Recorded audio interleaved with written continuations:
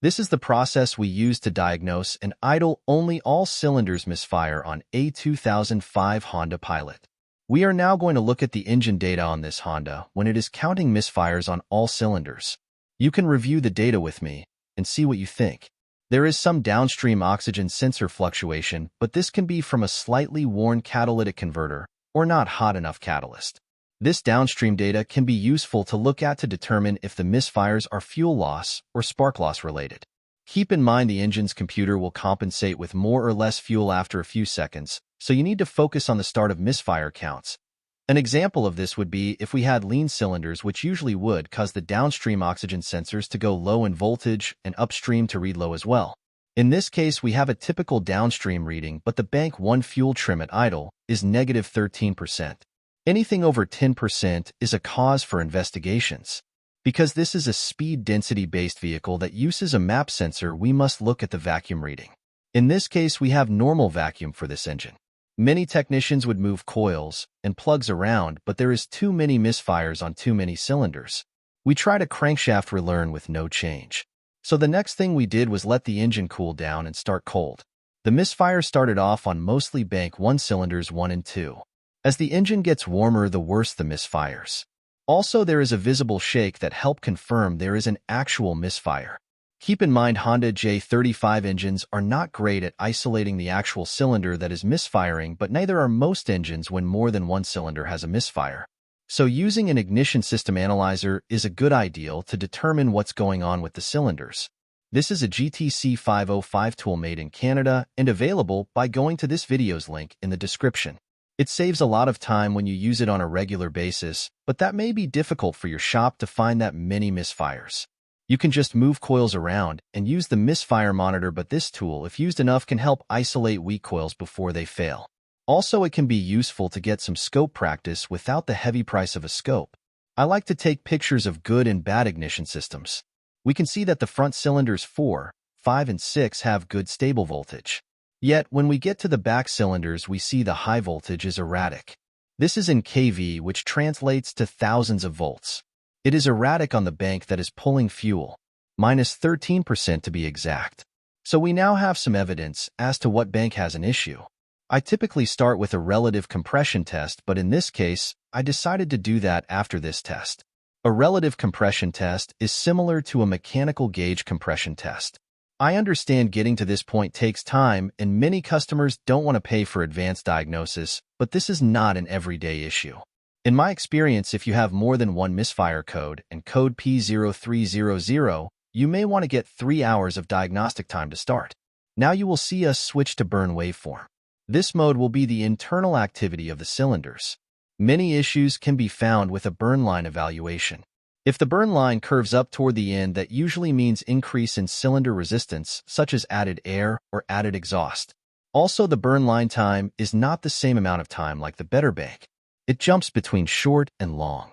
Keep in mind the fuel droplets in a cylinder are going to reduce a cylinder's resistance. So if we had more fuel, we would have less kV needed and less sparkline kV. When us older techs started out, we had the sunscopes that had analyzed the ignition systems. It is now the car's computer that analyzes the ignition system. The cars unfortunately still can't determine the cause of a misfire. We are slowly getting closer to narrowing it down, but cars would need much better software and hardware to isolate the cause. Even though there are only 3 things needed to fire a cylinder, there are hundreds of scenarios that can cause a multiple cylinder misfire. Now look at the front bank and how the line stays pretty flat and consistent time-wise. We can consider that normal here. The issue now calls for a relative compression test with an intake pulse sensor while fuel is disabled and throttle is closed. As you see in this relative compression test, there is no sign of a compression issue, but that does not mean it's not mechanical. It is a crude but very useful tool. It is even more accurate if you plug in a pulse sensor like I did on the appropriate manifold vacuum port. Keep in mind, if you do this test, you want to research how to use the equipment and get lots of practice. Here you see a special overlay that tells me what is going on inside the engine and valve train. I circled the obvious lower drop in intake vacuum pulls. What this tells us is we have a cylinder that is not equal in pressure. Since it's a pressure drop, we know it's on the intake stroke. Also look at the other cylinders on that bank. They are also not as strong. If you recall, the cold start misfires occurred on bank 1 more than bank 2. In the purple circles, you can see the peak dose not line up with the better running bank, which is pointing to a timing issue possibly. We are using the black vertical lines to be the reference point. Next, we look at the possible components that can change valve timing on this engine.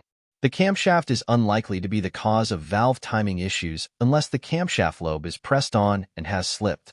Another possible component that can cause slight or large changes in valve timing is the timing belt. The camshaft position sensor is only found on the front bank with this engine we are discussing. That prevents scanning the data. Also, our relative compression is steady, so it's less likely to have an entire camshaft off a tooth. We could have a misadjusted valve on this engine since it is adjustable. The next step for us was to perform a compression test with the WPS500X pressure transducer and compare to the front engine bank with better activity. The PICOSCOPE is the go-to oscilloscope in the automotive industry and was recently mandated as standard equipment for all Stellantis dealerships. For some reason, the pressure transducer was optional, and of course, many dealers may not pay for the optional but very valuable pressure transducers. This is the cranking compression on cylinder 1, and the reading appears normal. We should always compare to the known good cylinders, so in this case, cylinder 4. There was no obvious issue, but comparing with an overlay is always necessary. When comparing the running compression, you see that the exhaust valve is opening early on cylinder 1. Also, cylinder 1 had the highest misfire counts. After removing the valve covers, the issue was found. Cylinder 1 and 2 had 0.002 thousandths valve lash. This was too little and caused exhaust gases to get sucked back into the cylinder, similar to having EGR valve on, and also changes in crankshaft speed on these cylinders. A valve adjustment fixed the issue. Let's dive further into how I determined the valve was too tight based on the in-cylinder pressure reading using the WPS500X tool. I first started off with determining the start and finish degrees of the cylinder's 4 cycles. These cycles are known as the compression stroke, expansion stroke, exhaust stroke, and intake stroke. Then it start all over again. When I zoom in, as you see here, there is a ruler set up for detecting exhaust valve opening. This is cylinder 1, and it's the cylinder with the highest misfire count. After this, in a minute, you will see the good cylinder exhaust valve opening time.